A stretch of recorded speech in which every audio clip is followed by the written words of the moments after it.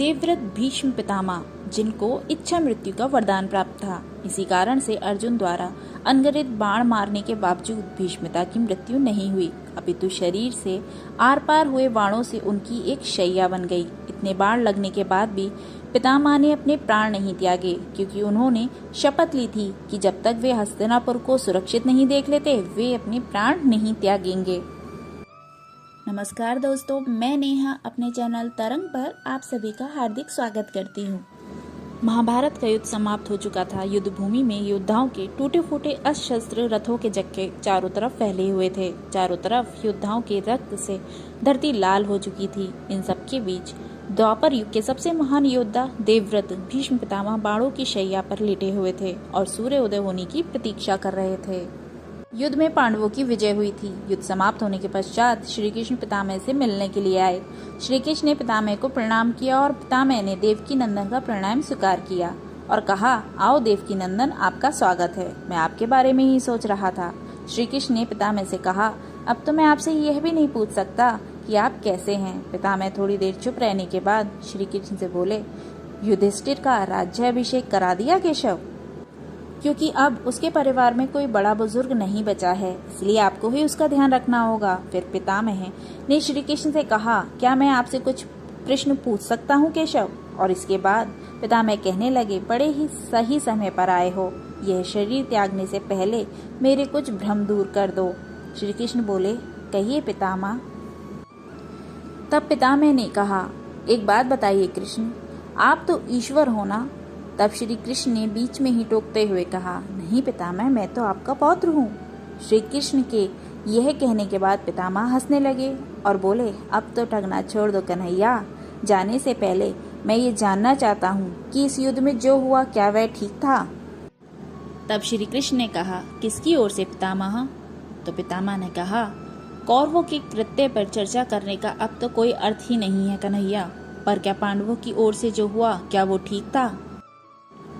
आचार्य द्रोण का वध, दुर्योधन की जंघा के नीचे प्रहार, दुशासन की छाती का चीरा जाना, जयद्रथ के साथ हुआ छल, निहत्थे कर्ण का वध, सब ठीक था क्या? यह उचित था क्या कृष्ण? इसका उत्तर मैं कैसे दे सकता हूँ पितामह? इसका उत्तर उन्हें देना चाहिए जिन्होंने ये किया। उत्तर दें दुर्योधन का वध करने वाले भीम, उत्तर दें कर्ण और जयद्रथ का वध करने वाले अर्जुन। मैं तो इस युद्ध में कहीं था ही नहीं पितामह। पितामह बोले, अभी भी छलना नहीं छोड़ोगे कृष्ण?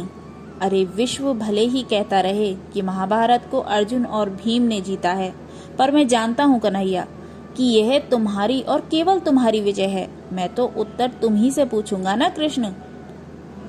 तब श्री कृष्ण बोले, तो सुनिए पितामह, कुछ बुरा नहीं हुआ, कुछ अनैतिक नहीं हुआ, वही हुआ जो होना चाहिए था। पितामह ने कहा, यह तुम कह रहे हो केशव? मर्यादा पुरुषोत्तम राम का अवतार कृष्ण कह रहा है।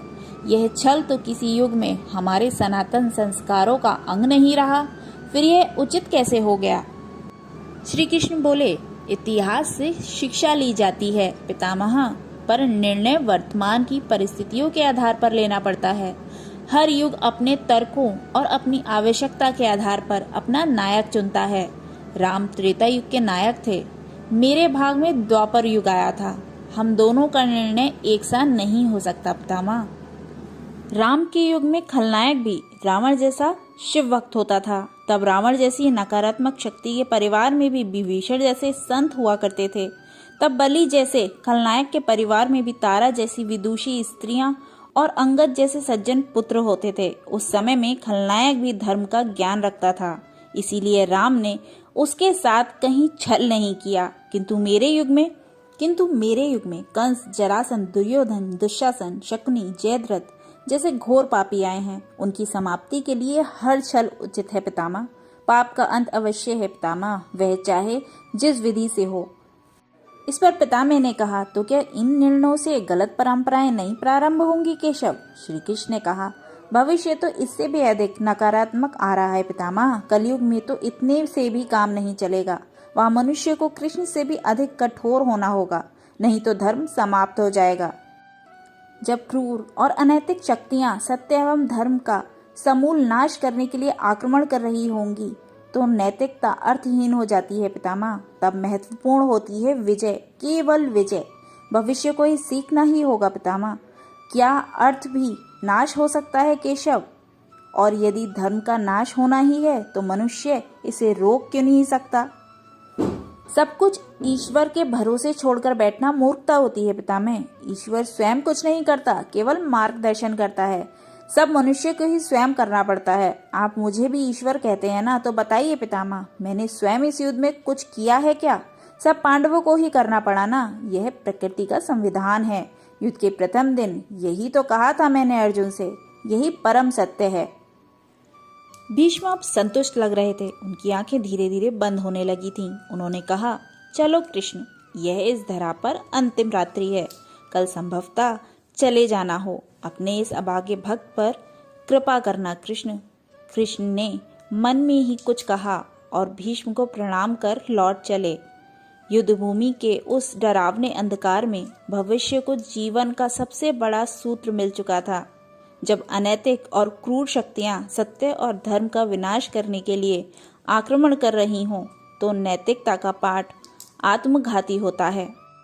तो दोस्तों, ये जानकारी आपको कैसी लगी? अपने व्यूज़ मेरे वीडियो के कमेंट सेक्शन में शेयर कीजिए। मेरे वीडियो को लाइक कीजिए, मेरे चैनल को सब्सक्राइब कीजिए और नेक्स्ट वीडियो के नोटिफिकेशंस आपको मिलते रहें, इसके लिए बेल आइकन के बटन को दबाना मत भूलिए।